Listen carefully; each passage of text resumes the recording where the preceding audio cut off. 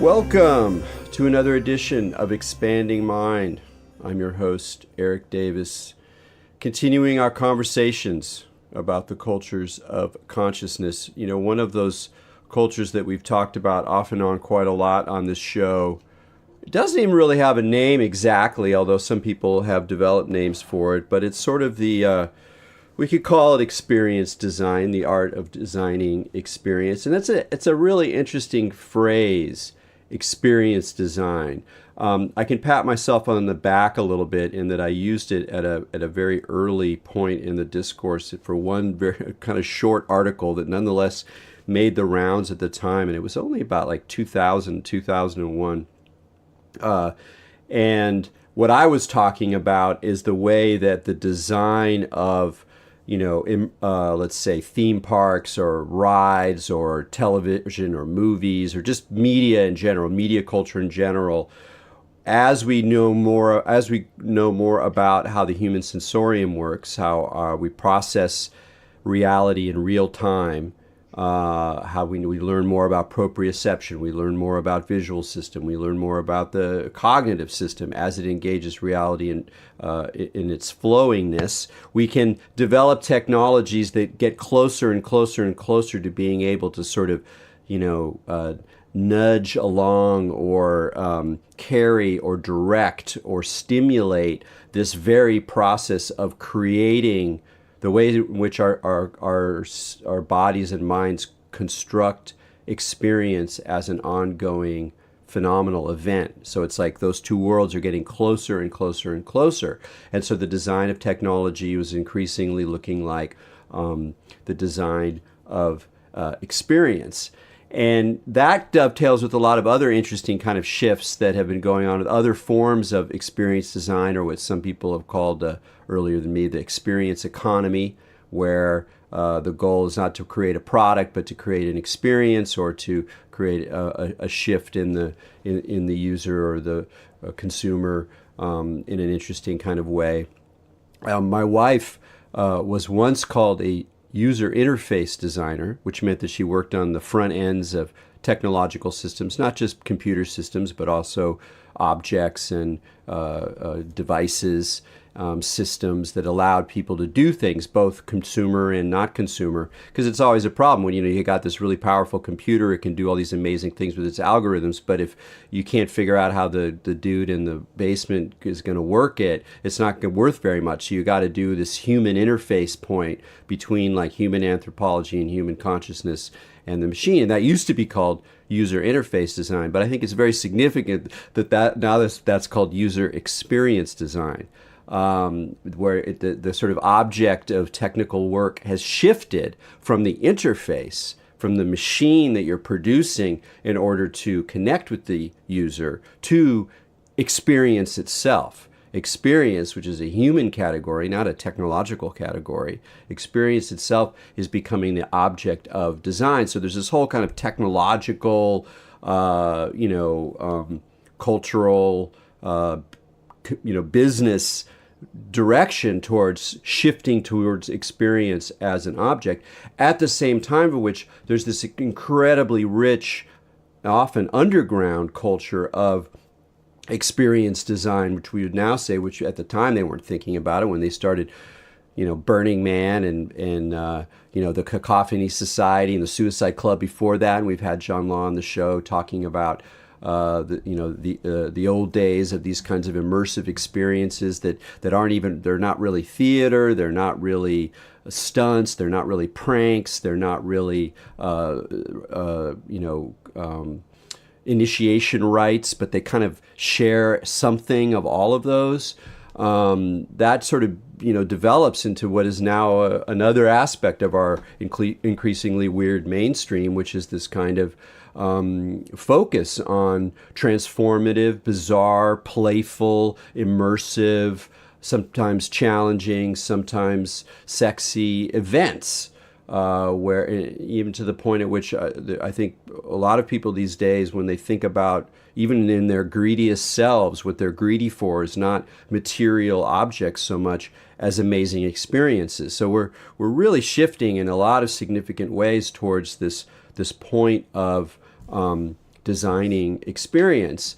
And, along with that shift, like everything else, there's a lot of crap and hype and kind of boring stuff. And then you feel the kind of the always lamifying power of like corporate thinking, always lurking right on the edges. Even if the thing looks cool, you kind of look a little closer at it. But at the same time, there's this explosion of creativity coming up from the underground. So it's no longer underground, like Meow Wolf, this, immersive, Phil Dickian, Terrence McKinnon, crew of experienced designers, essentially. They scored this space in Santa Fe, New Mexico, and it's this huge hit. Everybody loves it. The kids love it. The straights from the Midwest love it. Everybody loves Meow Wolf, and now they're opening centers in Las Vegas and I think somewhere in Colorado. And that's very much a sign of the way in which elements of Burning Man are moving forward, or not just Burning Man, but that kind of underground world of creative otherness is going forward. And so it's again one of these confusing mixes of multiple agendas going into the space. And recently there, and at the same time, there's a lot of immersive theater happening. People coming out of the theater world saying, we're tired of the black box. Let's create events. Let's create interactive stories that involve the audience, that were immersive. And I've done a number of those things, and they're pretty fun.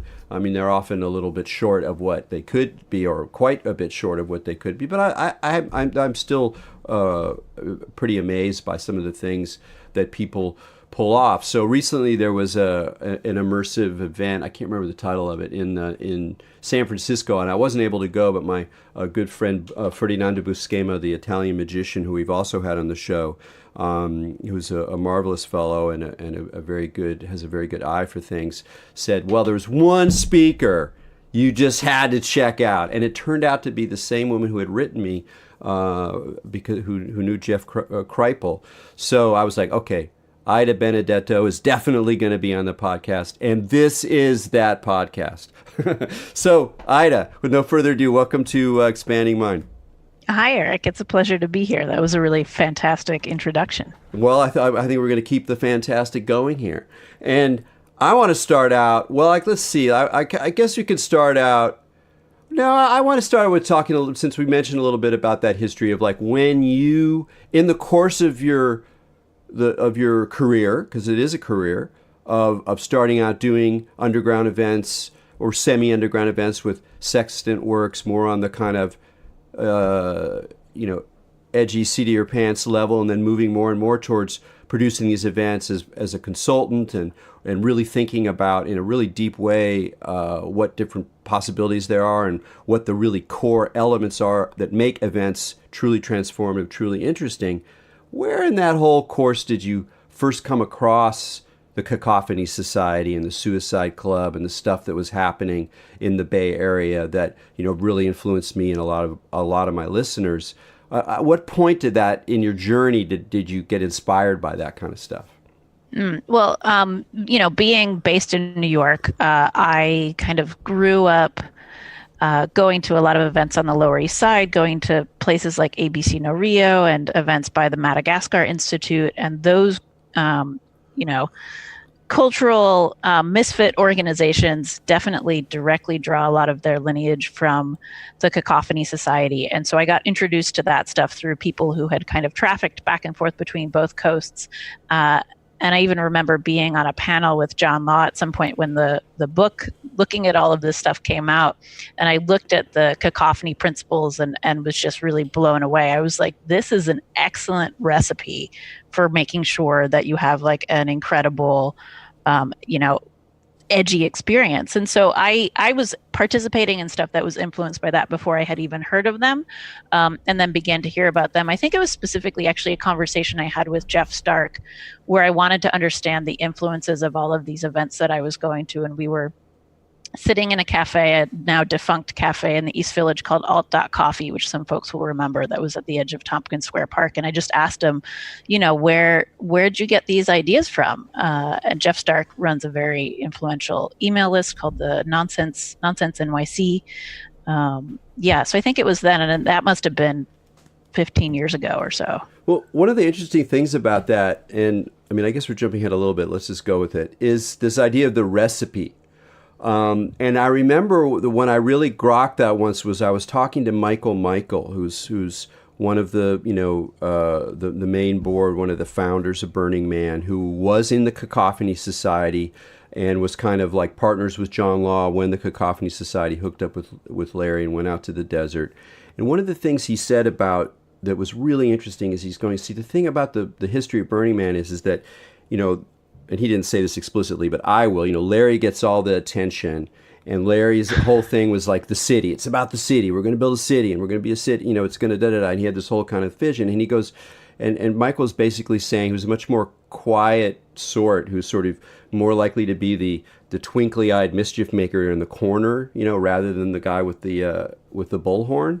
Although he can wield a good bullhorn. But he talked about the way that what Cacophony provided for Burning Man was the social software, which I thought was a great phrase, because there is something like recipe-like or software-like or like rule-based, paradoxically, that allows these things that seem to take place so far away from the world of rules to occur. And it seems to me that a lot of your work has been about identifying and then developing and taking farther what that sort of rule set is about. Yeah, I'm a compulsive pattern mapper. And so when I start to see different tendencies showing up across wildly different contexts, I can't help but follow the trail and try and figure out what the similarities are, what the ingredients might be. And that informed a lot of my recent research. I was looking at the design of transformative social experiences. And I did that by comparing sex parties, funerals, and wilderness trips. And, most people think those might not have much in common, but I was operating under the assumption that they probably did have some important elements in common. And if I found expert practitioners at designing and convening those kinds of gatherings, I might find some core DNA that we can look at in order to figure out what goes into making a transformative social experience. If you're trying to create an experience that's falling short, why might it be falling short? How can you assess it? And so I did a bunch of research on that. But yeah, I think that's why when I finally saw the Cacophony principles, I had done so much work at that point that was fundamentally transgressive, be it, urban trespassing, or, socially transgressive or that kind of thing, that when I saw the recipe or the principles, however you want to call it, I could recognize the deeper logic, the kind of master social software that went into creating that. You call it social software. I can't remember who you said called it that. Michael, yeah. Michael. And there's also this notion of a pattern language, which comes from this fantastic book about architecture and trying to look at what's his name? Oh, I love that book, but I can't remember his name. Alexander. I know I should have this at my fingertips. Are you Googling it? No, I'll do it. You keep going. But and this is a book, I want to say it was published in the 70s, and it was looking at naturally occurring forms in, different urban and rural contexts where people are shaping the environment around them. And how can you identify patterns in that and then break those patterns down into component parts that you can then recombine in order to make what was described as like a lively context? And how do you what makes something lively? In terms of the built environment? That was the big question. And the interesting thing is that book was so elegantly put together that I think it did influence architecture, but really its main legacy is influencing the structure of the internet, which of course the authors could not have anticipated. But that I think is always a good sign of a, excellent social software, if we want to say that it can jump forms.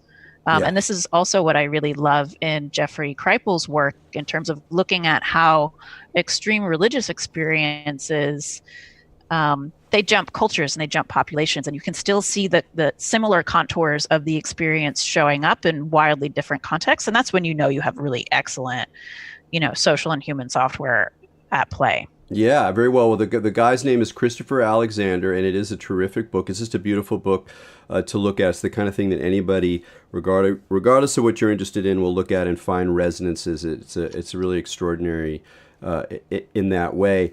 And we've already raised a lot of great topics, but I want to get some concrete stuff here and talk. And I know you've gone over this stuff a lot, but your first crew was was called Sextant Works, and you did a couple of really remarkable and actively illegal events, which is always interesting to me. I think sometimes we say transgressive or whatever, and it's important when it actually is illegal to say illegal. We did some things that had that had illegality in it, because not just to be like, hey, I did something cool, it was actually illegal, but more to the point that that is a kind of transgression that's very fundamental, even if it's a relatively innocuous act.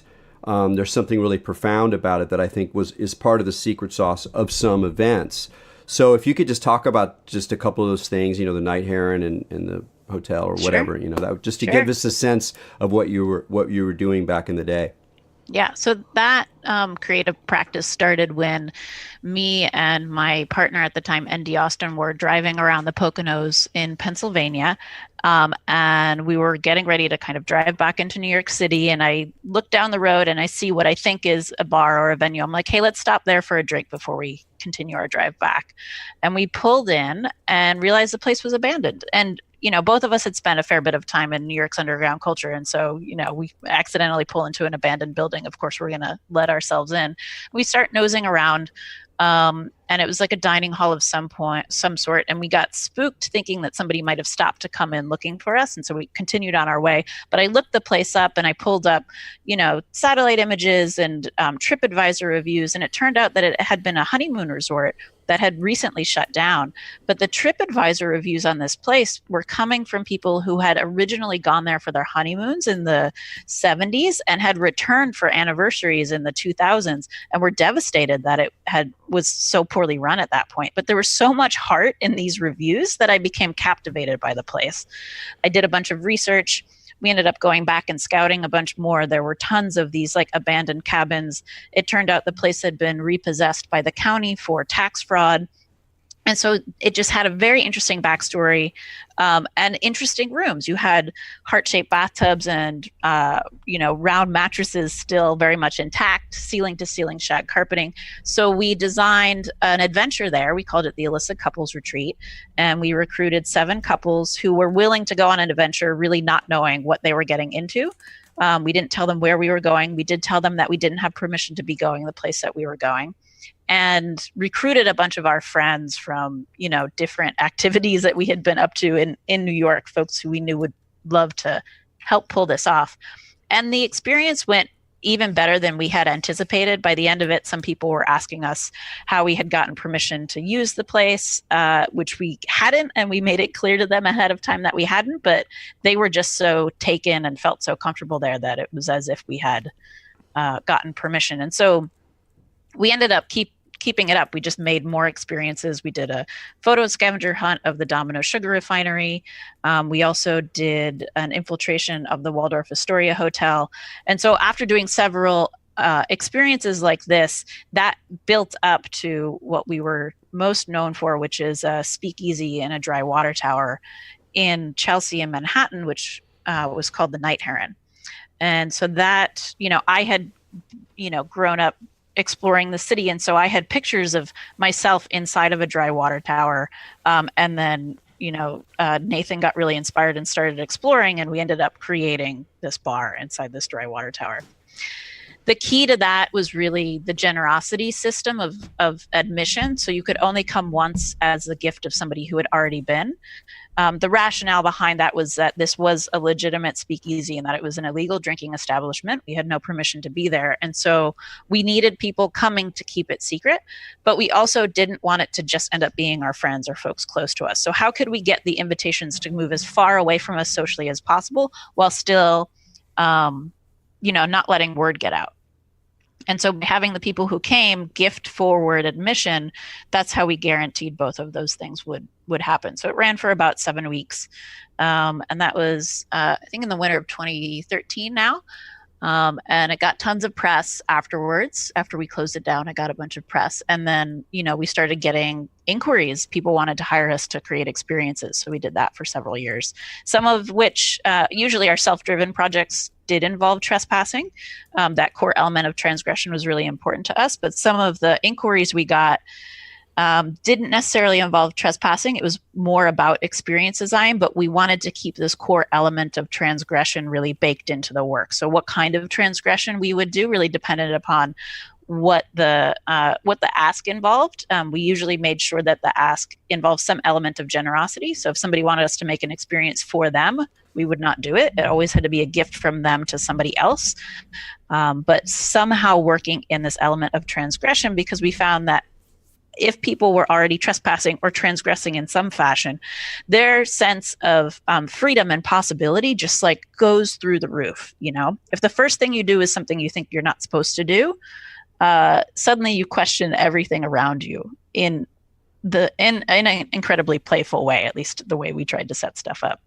Yeah, very much. Well, I love the element of generosity you talked about there, because when I was reading about it in terms of the night heron, I had also never really put it together that, of course, by having people fund somebody else's experience, you can also raise money to keep the thing going in this way that's not the same thing as selling tickets. I mean, even if it's kind of like selling tickets, because you're essentially selling a ticket, because it's somebody else's experience, it just shifts the whole logic of it. So it allows a certain, it solves a lot of problems at the same time. I had never quite thought of it that way, but the generosity itself just seems like it seems like a really important key. Certainly, it was a really important key to Burning Man, and that's a tricky one to do. And I think a lot of the other immersive theater thing, a lot of things, they don't really tune in about that. So I'd like to hear you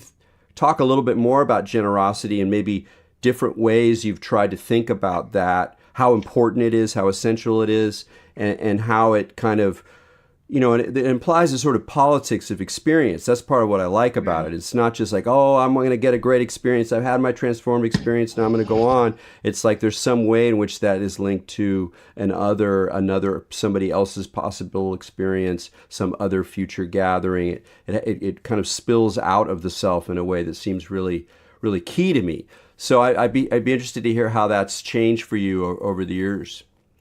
That's interesting. Well, in terms of Sextant Works, even before we did the Night Heron, when we discovered a location that we were interested in creating an experience at, we would always ask ourselves the question, what is the gift? What is the gift that we can help this location give to the guests that we bring there? And we would resist doing any experience design until we answered the question of what the gift is.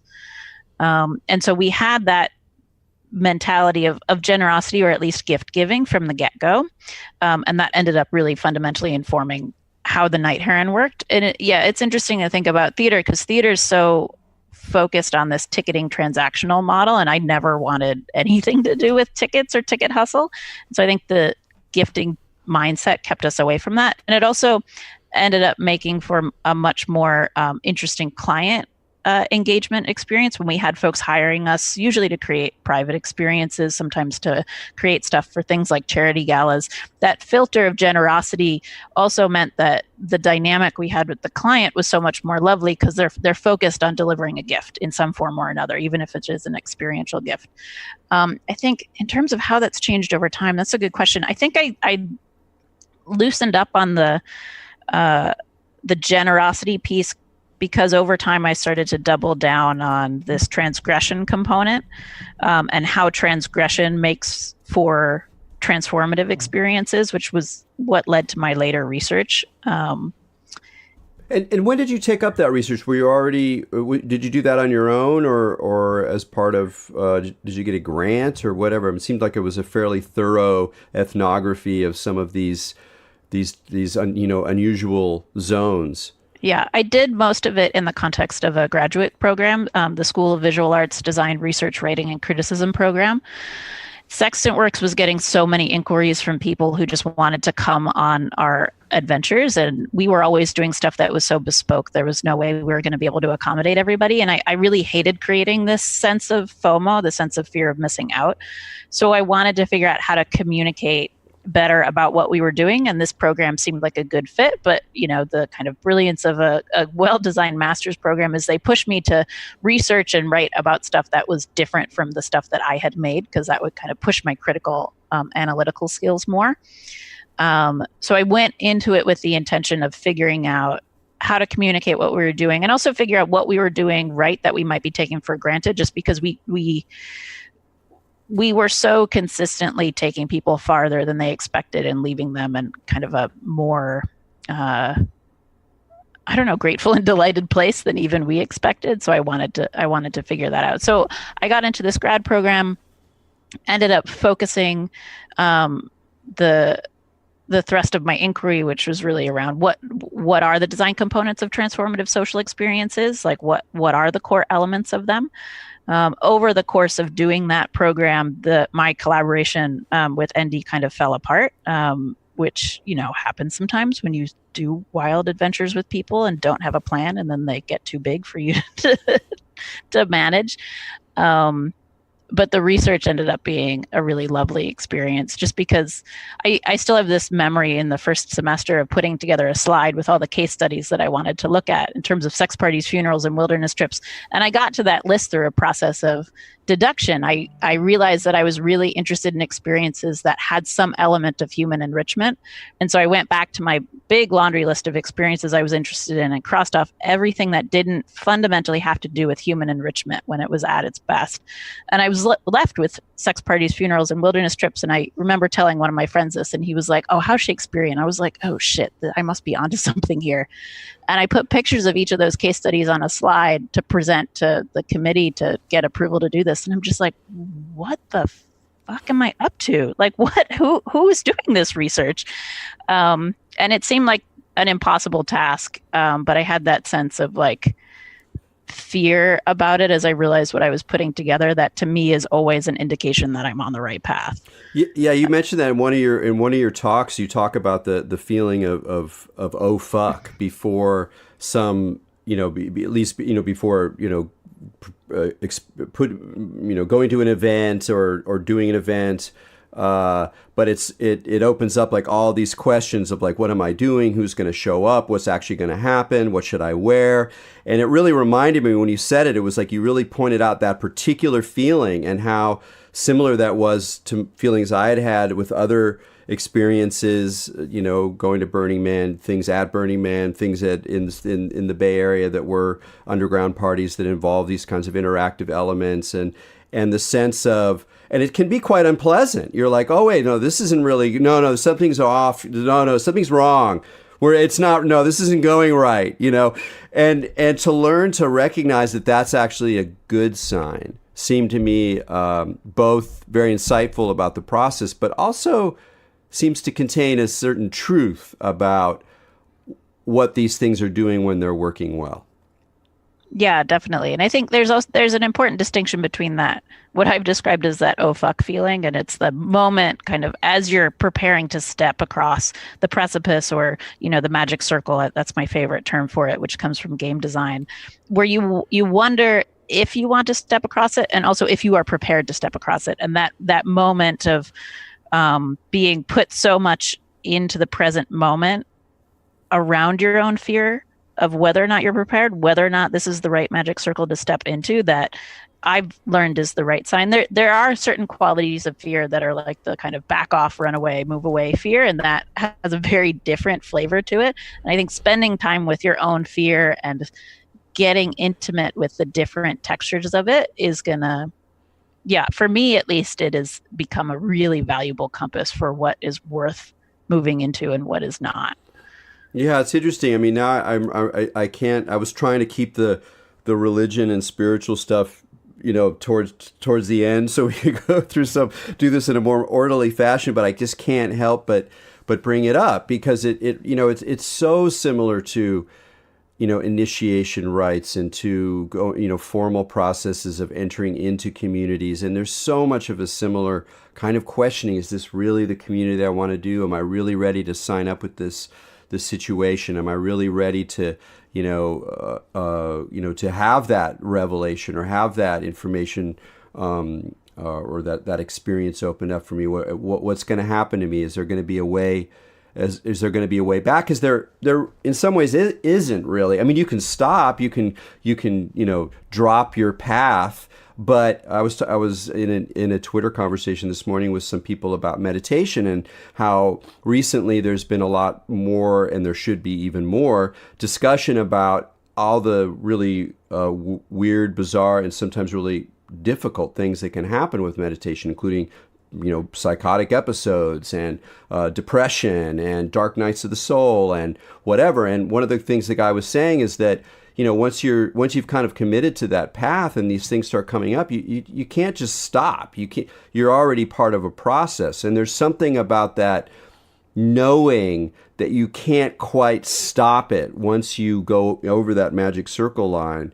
That seems really intrinsic to what we're talking about here, which is why you're going to see it in religious initiation rites the world over. Some kind of entrance into secrecy or darkness, some kind of sense of threat, some kind of sense of fear, as if there's demons or devils are hanging over the portal, even if the thing itself is full of love and light. And there's some sense of a kind of imaginal pact, like you're making something whose full consequences you can't know. And until you're willing to make that kind of pact, if you're always staying away from it, you can't really enter the circle. Yeah, totally. I think it's important to draw a bit of a distinction. And of course, the spiritual comes up in all of this stuff. If we're dealing with, sex, death, and survival, the spiritual is really like breathing down your neck when you're engaged in any of those things. From an experienced designer's standpoint, I do think it's important to consider what it's like to step out of the magic circle, or to give people options for dialing their own experience kind of up and down, even when they're within the magic circle. And this is where my, which hat I'm wearing can vary a lot. If I'm an experienced designer, I do realize that people are fundamentally consenting to something that they cannot completely know. And so there's a degree to which I'm taking a lot of responsibility for screening people to make sure that this is the right experience for them.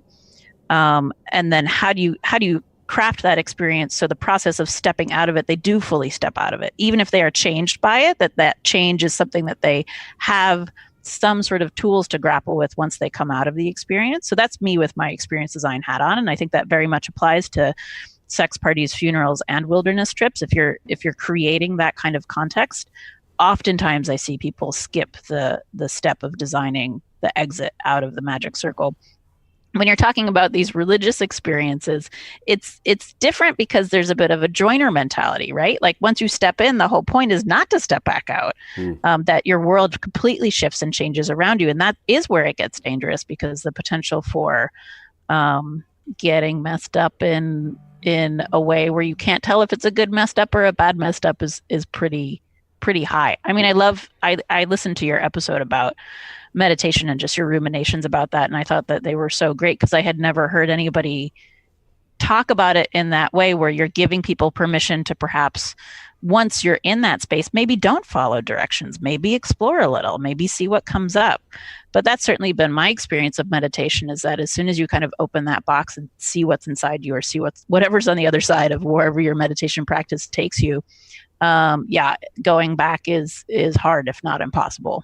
One of the things I really like about this conversation is that it helps me see, it's funny, it helps me understand a sensibility I've always had about religion and other people I know. And in fact, I kind of can track it a little bit in terms of a certain sort of sensibility, which is a way of being willing to enter into a ceremonial situation, an engagement with a religious teacher, a conversation with a guru, a system of thought, a system of practice, a ritual space, but to kind of maintain more of the attitude, not of the joiner. And it's really more like the kind of attitude that people bring to these events, particularly when they're really looking for, or they're open to the full transformative experience, which is that you're going to put yourself in a situation where even your beliefs about the world may be challenged, and that maybe the more you can actually allow the local belief system or the local set of images and ideas and feelings to absorb you, then you're just going to have a better time. You're just going to have more fun. And it doesn't mean that, you're just treating the religious event as just an opportunity for fun, although it can be that. It can just be sort of like, mystic slumming. There's also a way in which that says something deeper about how these events change people in terms of developing your own capacity to have the courage to enter into unusual environments, play by the rules that are coming towards you on the fly, trust yourself, and trust that you're not necessarily going to get caught, even if it's a super intense experience. So if you're not worried about it, it's fine to talk to Scientologists. They're not going to take over your brain. It can actually be pretty interesting. I've had some great conversations with Scientologists, or I've done the e-meter. It's cool. Like, I'm up for it, and that's an attitude that I always kind of wondered what it was, but it's really an experience design fan's attitude towards religious stuff as kind of experience design. So it's a weird experience for me, because I can kind of see backwards with these new terms that we're coming up with. But we've been talking about these three fascinating zones that you looked at: the wilderness trips, the kind of avant-garde funerals, and the sex clubs. And we've had some folks connected to that. You talk about Kinky Salon in one of your talks, and we've had Polly Superstar on the show. She's a good friend of mine, and that was another example of kind of rules where Kinky Salon was a very, very interesting.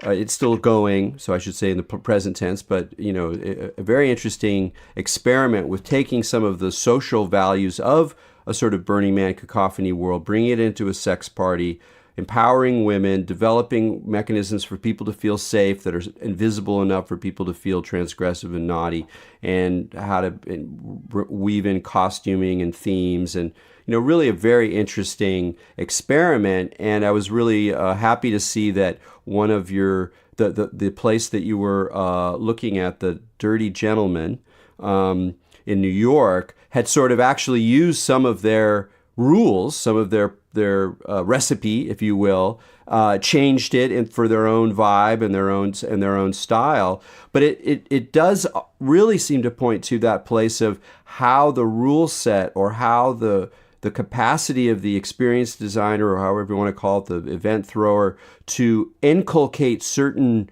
mores, certain attitudes, certain rules aren't quite the way I think, kind of ethical norms, in a way that then allows things to happen that, again, almost seem the opposite of ethical norms or rules or recipes. So could you talk about that a little bit in that context?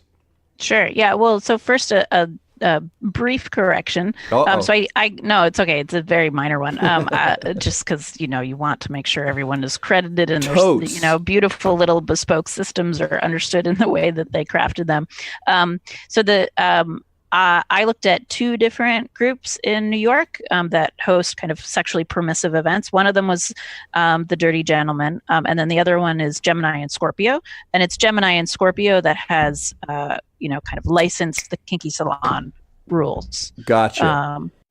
The Dirty Gentleman operates kind of more on a bit of a membership system, and so people kind of become known in the context of the society. Yes, and there is a kind of costume and pageantry component, but their focus is actually on this notion of manners, and what does it mean to have excellent manners in a context in which, you're right, you're doing things that don't seem polite because they are naughty and dirty. But if you train people through very kind of subtle fashion, through the aesthetics of the experience, through the whole invitation process, how does that make it easier to negotiate with each other around what you might want to do with each other sexually, in terms of sexual play, once you're at the event? And so they kind of take that perspective in terms of this like full world building, in order to create a civility where, compare it to being at a bar and trying to ask a stranger out. There's no standards for civility there that are going to leave everybody feeling okay about that interaction. So I kind of looked at all of the nuances of that, and how you manage the social risk that is associated with that. And it usually involves mitigating some other risks that are involved. I don't know if that answers your question. Yeah, yeah, it does. I mean, it's interesting that whole, again, it's, to live outside the law, you must be honest. There's a weird way that these rules of behavior or civility, actually reappear within these transgressive zones in all sorts of ways. And the more intentional you are about them, it seems like the farther you can take the experience. But maybe there's other things. What did you really draw from that, from your look at sex parties, in terms of these sort of general ideas that you were developing, this bigger rule set for how to create transformative events? I think the biggest thing I took specifically from the Dirty Gentleman is that, like, yes, they wanted to create a permissive sexual atmosphere, but that there was a larger purpose to the gathering in terms of creating notions of civility among people that could bleed outside of the experience of just the gathering. And so having those deeper principles really informed the gatherings in a really beautiful fashion. I'm trying to think of what else. I mean, there was a lot of simple space design things, which, if you overlook them, could really be the downfall of your experience, where they have, one space where people can go and just kind of hang out and lounge, and another space that tends to kind of heat up more in terms of activity. So being able to just physically move through the space in terms of dialing up and down what you're exposed to while you're there is huge. They also have their own currency system, which I think just the simple cues in terms of, like, oh, I can't use money here, like not regular currency, cues people to behave differently. And so having as many of those cues as possible, I think, is really great. Something that Gemini and Scorpio does, which is similar but different than the Dirty Gentleman, is that they have these parties where in the first hour, I can't remember exactly what the progression is, but in the first hour is just like hanging out and chatting. In the second hour, you can kiss. In the third hour, perhaps you can remove clothing, so people can go and not be sure how late they want to stay. And if things get too heated for them, they can always leave. But then people end up staying longer than they anticipate. So there's this clear metric for dialing up and down your engagement, be it either through space or through time. And that's one of the things that I learned most clearly from the permissive sex parties that I went to, and I thought was really masterfully executed by both of those instances. Oh yeah, fascinating stuff. I want to move on to the avant-garde funerals. We've had a couple of funeral folks on the show as well, and I'm particularly interested in something you pointed out, that a well crafted funeral can produce this experience you describe as active introversion. And I'm really interested in that, partly because a lot of what we're talking about here is social risk, how do you engineer social manners, how do you move together through spaces, trespassing, whatever. A lot of this stuff relies fundamentally on the social. So this other element of active introversion as being part of these transformative events in light of the funeral just fascinated me. So I just want to hear more about that. So in the case of funerals, you're either confronting the loss of somebody that you loved, or you're confronting the reality of your own mortality. And so I identified that as primarily being a situation of emotional risk. And so that the kind of chaotic emotional feelings that come up from loss and existential dread are those components that you can't quite anticipate going into the experience, right? They're gonna mess you up and turn you around in one form or another. And so I loved this, what I found Amy Cunningham, this one mortician that I interviewed a lot and worked with a little bit, identified as just like giving people little things to do so that even if they're not ready to kind of share or express their feelings, those feelings are still welling up in them. And if they're static and they don't have anything to do or any way to engage, it can produce an uncomfortable experience in a way that is like not actually supportive or transformative. And so how can you give people little things to do so that they are actively engaged, but they're still introverted in their experience as they're kind of sorting out their feelings. Because getting people, I've been to so many funerals where you're sitting around trying to have small talk with people, and it's the worst thing ever. And as soon as somebody asks me to do something, it's much easier. And so Amy really focuses on giving people things to do and giving them an active part, even if it is not a speaking or overtly social part. And the more that I have started to get into practices around subtle energies, the more brilliant I see that this is, especially around situations of emotional risk, where if you're static in a kind of physical way, those emotions get stuck. And so if you can be doing something active, it helps those emotions move around and shift, and creates your own kind of intimacy with what you're feeling that can't happen when you're, again, don't have anything at all to do. So this notion of active introversion and identifying when certain people in an experience, when they're having a very challenging experience and just need to move emotions around in them, just need something to do, need a purpose, need a focus, I thought was just a really lovely touch that Amy emphasizes quite a bit. Oh, that's fascinating stuff. So you mentioned subtle energies here, and I want to jump to your increasing interest in religion and the spiritual and the kind of contemporary New Age, or whatever you want to call the sort of smorgasbord of practices that are returning again, after from the 70s in new, millennial digital guise. And you talked a little bit about, that one of the core elements for any transformative experience is risk. If you don't have risk, you're it's unlikely to do much. And those risks can be emotional, they can be social, they can be legal, they can be physical. There's different ways of doing it. But how does that enter into this kind of spiritual milieu, and how does it provide the opportunity for what you call spiritual trespassing, or spiritual trespasses? Yeah. I feel like you're asking me to draw a straight line between those two things, and I'm not quite sure what the straight line is, but it's definitely the path that I've been walking lately.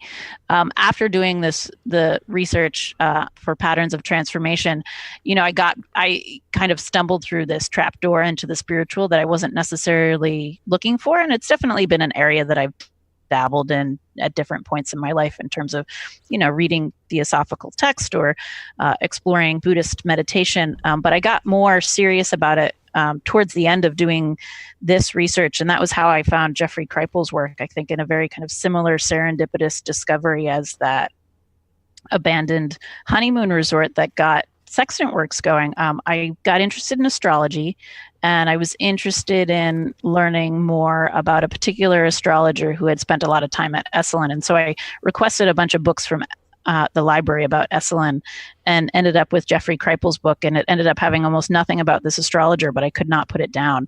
And I thought it was such a beautiful encapsulation of alternative American spirituality. So I've been, exploring astrology, ayahuasca. Over the past several months, have been getting into different practices around subtle energies, and it just seemed like such a natural flow. And so I, gave an opening keynote talk at the Immersive Design Summit in San Francisco just a few months ago, and realized that this is probably the next chapter of my work, where I had been, doing this urban trespassing. Then I looked at the nature of transformative social experiences, and now I'm doing spiritual trespassing. And I call it trespassing just because they seem like the places that you can go through these spiritual practices feel like places that perhaps in past manifestations of society we went to more regularly, and it was more a standard practice of the culture to go there.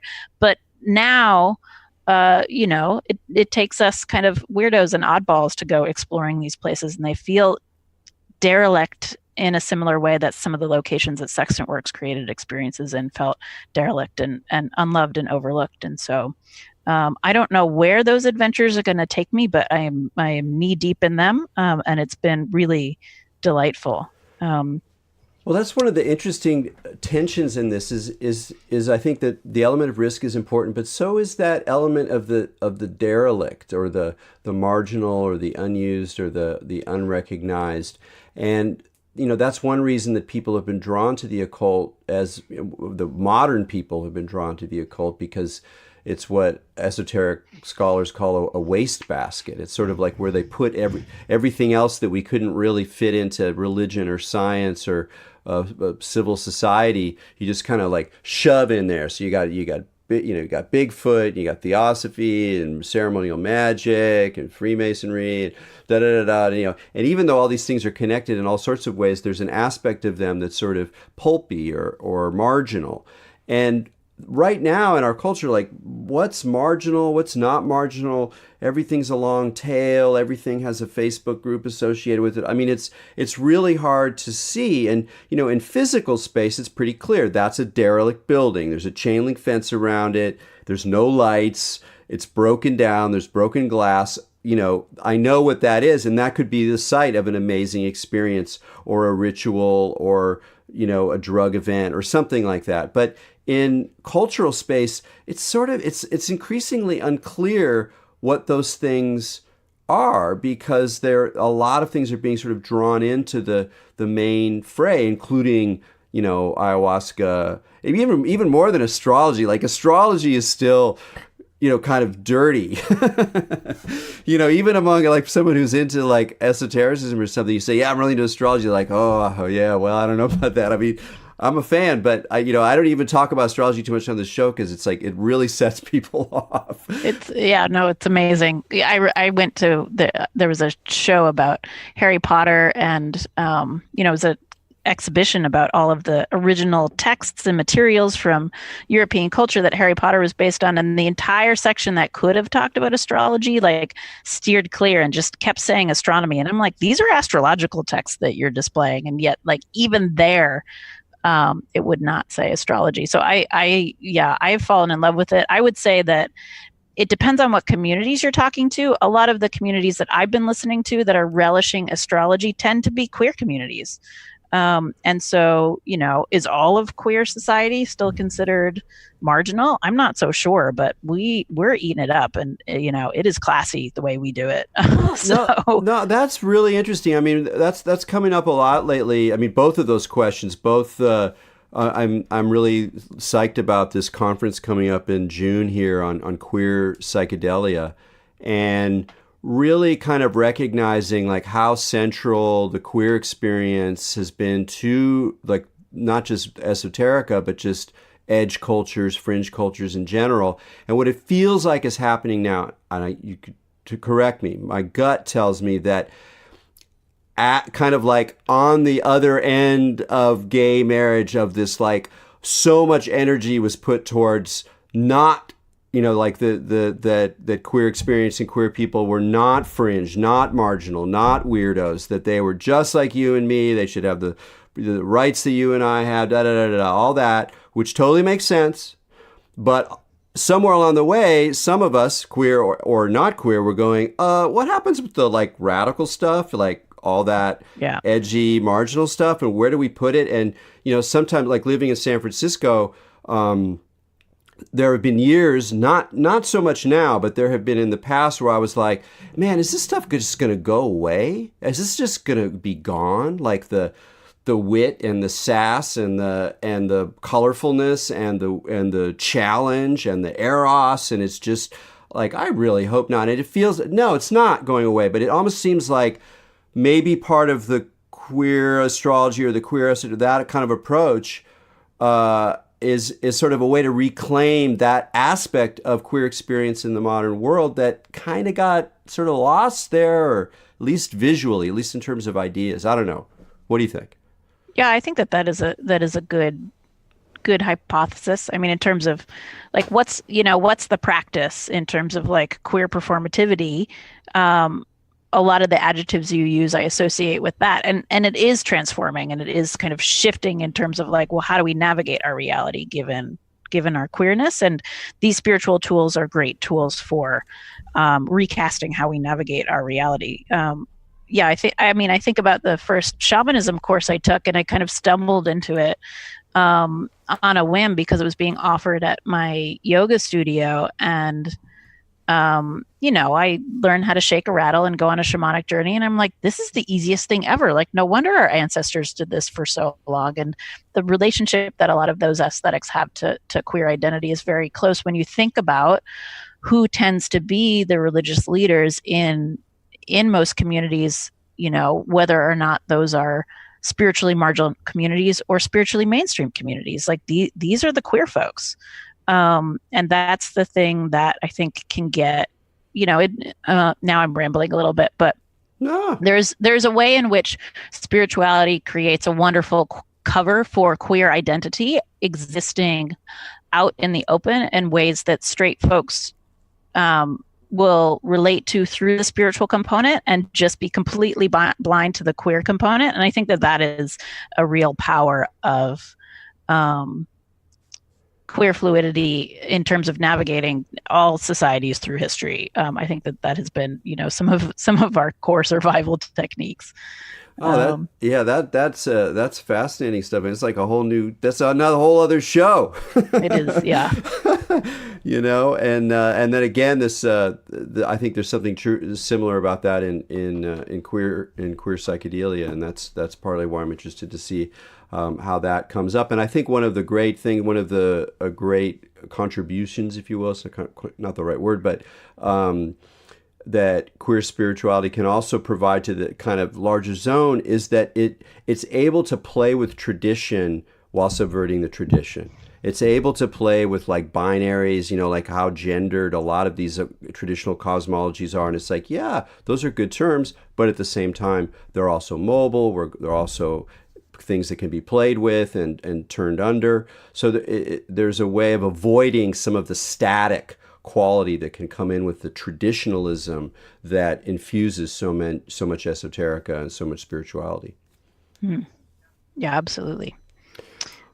This has been quite a journey that we've been on. Thanks for touching on so many interesting topics. I'm not quite sure where to take it from here or how much more time we have. Well, luckily, we're at the end. Ta-da! Yeah. So you did a great job of summing it up. We did go to a lot of places, and we will talk a little bit more in a wrap-up afterwards that I will eventually post to the eventual Patreon page. It is coming, folks.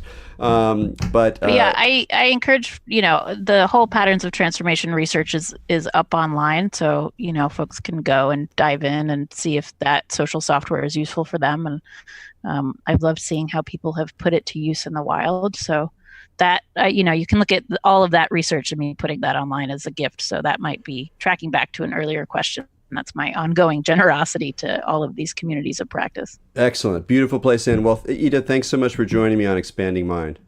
It's been a pleasure. Until next week, keep your minds open.